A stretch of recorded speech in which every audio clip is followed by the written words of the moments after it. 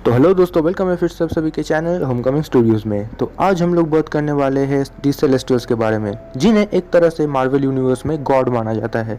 तो चलिए वीडियो को स्टार्ट करते हैं। तो एक टाइम था जब स्पेस में एक लौता एक यूनिवर्स था और उस यूनिवर्स का नाम था दी फर्स्ट फर्मामेंट। तो फर्स्ट फर्मामेंट बहुत ही अकेला महसूस करता था क्योंकि स्पेस में उसके अलावा और कोई भी नहीं था। इसलिए उसने सोचा कि कुछ सर्वेंट्स बनाया जाए ताकि वो सर्वेंट्स आगे जाके लाइफ क्रिएशन कर सके, और इन्हीं सर्वेंट्स को आज हम फैंस सेलेस्टियल्स के नाम से जानते हैं। और इन सेलेस्टियल्स के पास ऐसे पावर्स थे जिसकी मदद से वो लोग अलग अलग लाइफ फॉर्म कर सके या फिर डिस्ट्रॉय कर सके।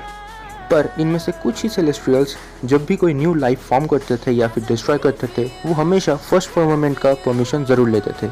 और इसकी उल्टी तरफ बाकी बचे सेलेस्टियल्स अपनी मर्जी से लाइफ को फॉर्म या फिर क्रिएट करना चाहते थे और डिस्ट्रॉय करना चाहते थे बिना फर्स्ट फर्मामेंट की इजाज़त के बगैर। पर यह बात फर्स्ट फर्मामेंट को पसंद नहीं आया और तभी से सेलेस्टियल्स दो ग्रुप्स में बांट गए। एक ग्रुप का नाम था दी एस्पिरेंट्स, जो भी किसी भी लाइफ क्रिएशन या फिर डिस्ट्रक्शन के पहले फर्स्ट फर्मामेंट का परमिशन लेता था, और दूसरी तरफ था दी मल्टी कलर रिबेल सेलेस्टियल्स, जो कि अपनी मर्जी से लाइफ क्रिएशन और डिस्ट्रक्शन करना चाहता था। और यहीं से शुरू होता है दी सेलेस्टियल वॉर। इस वॉर में एस्पिरेंट्स ने उन मल्टी कलर रिबेल सेलेस्टियल्स, यानी जिसे हम फैंस नॉर्मली सेलेस्टियल्स बुलाते हैं, उन्हें हराने के लिए गॉड किलर आर्मर बनाया। पर वो उस आर्मर का यूज़ नहीं कर पाए और सेलेस्टियल्स ने उन्हें हरा दिया। और इसी लड़ाई में फर्स्ट फर्मामेंट का भी कई टुकड़े हो गए और ऐसे ही निर्माण हुआ मल्टीवर्स का। और यहीं पे एक फन फैक्ट बता देता हूँ कि आगे चल के टोनी स्टार्क ने भी इस गॉड किलर आर्मर को यूज़ किया था, पर वो हम किसी और वीडियो में डिस्कस करेंगे। तो चलिए वीडियो को कंटिन्यू करते हैं। और फिर ये सेलेस्टियल्स पूरे यूनिवर्स में घूमने लगे और न्यू लाइफ फॉर्म्स क्रिएट करने लगे और एग्जिस्टिंग लाइफ फॉर्म्स के ऊपर एक्सपेरिमेंट करने लगे। पर इन सेलेस्टियल्स का असली मोटिव या फिर असली एम क्या है, ये कहीं पे भी ठीक से डिस्कस नहीं किया गया है। ये सेलेस्टियल्स पूरे यूनिवर्स में घूमते थे, न्यू लाइफ फॉर्म्स क्रिएट करते थे और हज़ारों सालों बाद आके उस लाइफ फॉर्म को वो लोग जज करते थे। और ऐसे ही पूरे यूनिवर्स में घूमते घूमते इन सेलेस्टियल्स को नज़र आया हमारा प्लैनेट यानी अर्थ। और उन सेलेस्टियल्स ने ये नोटिस किया था कि अर्थ पे काफ़ी सारे लाइफ फॉर्म्स है और उन लोगों ने उन लाइफ फॉर्म्स के ऊपर एक्सपेरिमेंट करना शुरू कर दिया। उस टाइम पे अर्थ में एप्स रहते थे और उन सेलेस्टियल्स को ये पता चला था कि वो एप्स आगे जाके इवॉल्व होने वाले हैं। इसीलिए उन सेलेस्टियल्स ने उन एप्स के ऊपर एक्सपेरिमेंट किया और बनाया ह्यूमंस, इटर्नल्स एंड डेविएंट प्रजाति को। और उसी एक्सपेरिमेंट में उन लोगों ने यानी सेलेस्टियल्स ने ह्यूमंस के बीच सुपर हीरोज़ बनाए और इसी वजह से हम लोग आज इतने सारे सुपर हीरोज़ को देख पा रहे हैं। फिर उन लोगों ने एक्सपेरिमेंट करके बनाया इटर्नल्स को, जो कि ह्यूमंस की तरह ही दिखते हैं पर ह्यूमंस से काफ़ी ज़्यादा पावरफुल है और लॉन्ग लाइफ एबिलिटी रखते हैं, यानी वो लोग काफ़ी सालों तक ज़िंदा रह सकते हैं। फिर उन लोगों ने बनाया डेविएंट्स प्रजाति को, जो कि इटर्नल्स से भी ज़्यादा पावरफुल है और देखने में मॉन्स्टर्स जैसे है। यहीं पे एक और फन फैक्ट बता देता हूँ आप लोगों को कि थैनोस एक इटर्नल है, पर इटर्नल्स के अंदर एक बीमारी होता है या फिर कह सकते हैं एक म्यूटेशन होता है जिसे डेविएंट सिंड्रोम के नाम से जाना जाता है। इस सिंड्रोम में क्या होता है, कुछ इटर्नल्स के अंदर डेविएंट्स का जीन आ जाता है और इसीलिए थैनोस एक इटर्नल होने के साथ साथ एक डेविएंट भी है और इसीलिए वो सारे इटर्नल्स में से सबसे पावरफुल है और यही बात थैनोस को सबसे पावरफुल बनाता है और वो ऐसा दिखता है। पर सेलेस्टियल्स का एक्सपेरिमेंट सिर्फ अर्थ तक नहीं था। उन लोगों ने एक और प्लैनेट ढूंढ निकाला जिसका नाम था स्कारलॉस, जहाँ पे रहते थे स्क्रल्स। और अर्थ की ही तरह उन सेलेस्टियल्स ने उन स्क्रल्स के ऊपर भी एक्सपेरिमेंट किया और बनाया prime squirrels, eternal squirrels and deviant squirrels. Prime squirrels ज़्यादा पावरफुल नहीं होते थे, यानी उनके अंदर कोई सुपर पावर्स नहीं होते थे, पर उनका ब्रेन बहुत ही शार्प था और इसीलिए वो बाकी स्क्रल्स से टेक्नोलॉजी में ज़्यादा आगे निकल गए।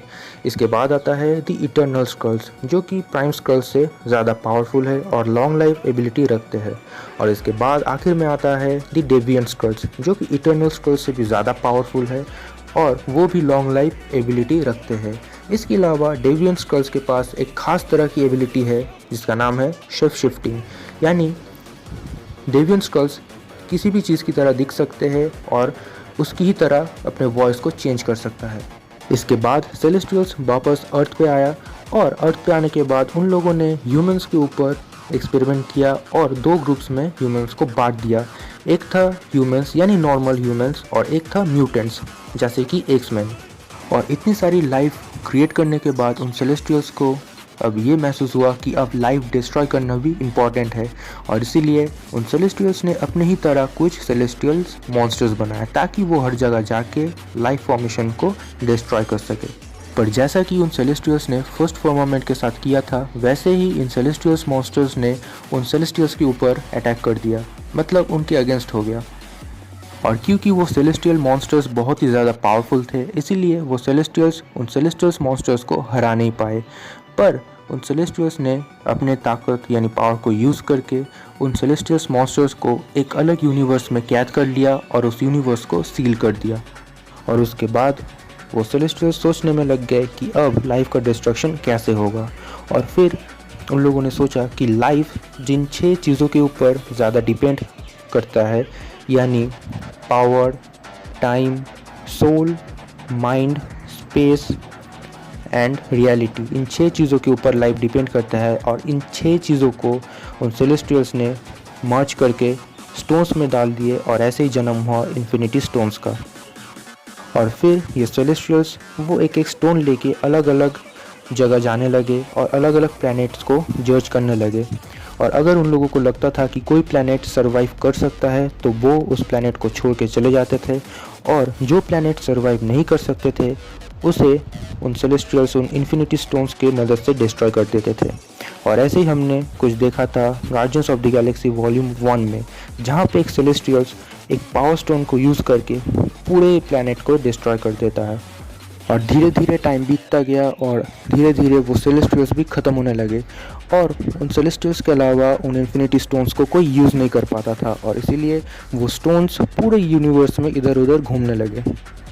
तो एक और फन फैक्ट आपको बता देता हूँ कि ईगो असल में एक सेलेस्टियल है। जी हाँ, ईगो अपने प्रजाति का लास्ट बचा हुआ सेलेस्टियल है, और उसकी इतने टाइम से ज़िंदा रहने का वजह यह है कि जब दूसरे सेलेस्टियल्स दूसरे लाइफ फॉर्म्स क्रिएट कर रहा था, तब ईगो ने दूसरे लाइफ फॉर्म्स को ध्यान ना देते हुए खुद को इवॉल्व करने में टाइम स्पेंड किया, और इसी वजह से ईगो इतने टाइम से ज़िंदा है। पर वो आखिरी बचा हुआ सेलेस्टियल है, और इसीलिए उसने सोचा है कि हर एक जगह वो अपने छोटे छोटे टुकड़े स्प्रेड कर देगा और अपने ही तरह कुछ सेलेस्टियल्स जन्म देगा और उनके ऊपर वो रूल करेगा। और आपको ये भी पता होगा कि स्टार लॉर्ड असल में एक हाफ सेलेस्टियल्स है। और एक फ़न फैक्ट, जब स्टार लॉर्ड और उसकी टीम यानी गार्डियंस ऑफ गैलेक्सी जब नोवेयर में जाते हैं कलेक्टर को पावर स्टोन सेल करने के लिए, तो वो नोवेयर असल में एक प्लैनेट नहीं है, वो एक एलियन का सिर है, कटा हुआ सिर है, और वो कोई नहीं, वो एक सेलेस्टियल का सिर है। तो अगर आप लोगों को नोवेयर के बारे में और भी थोड़ा कुछ जानना है तो मेरे वीडियो में नल का ओरिजिन देखिए, वहाँ पे मैंने नोवेयर को और भी अच्छी तरीके से बताया है कि वहाँ पे नोवेयर कैसे आया, क्यों आया।